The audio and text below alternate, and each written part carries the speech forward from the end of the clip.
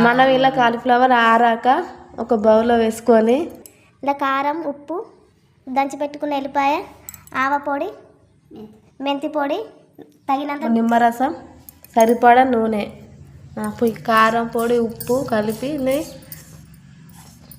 అలా వేసి ఆవ పొడి మెంతి పొడి నిమ్మరసం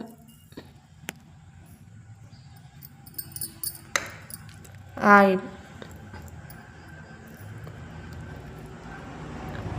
అన్నీ వేసి కలపాలి. కలిపాక పోబెట్టుడు అవసరం లేదు ఫ్రెండ్స్. ఊరినాక 2 రోజుల తర్వాత ఇష్టం ఉన్న వాళ్ళు పెట్టుకోవచ్చు, ఇష్టం లేని వాళ్ళు ఊరుకోవచ్చు. పోబెట్టకుండా చాలా మంచిగా ఉంటుంది ఫ్రెండ్స్. వేడి వేడి అన్నంలోకి చాలా బాగుంటుంది.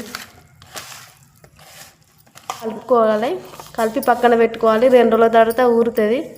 ఊరాక ఇలా తినచ్చు, ఇష్టం లేని వారు పోబెట్టుకోవచ్చు, ఇష్టం ఉన్న వాళ్ళు పోబెట్టుకొని తినచ్చు, ఇష్టం లేని వాళ్ళు పోబెట్టుకోవచ్చు, ఇష్టం ఉన్న వాళ్ళు ఇట్లా వేడి వేడి అన్నంలోకి చాలా బాగుంటుంది ఫ్రెండ్స్.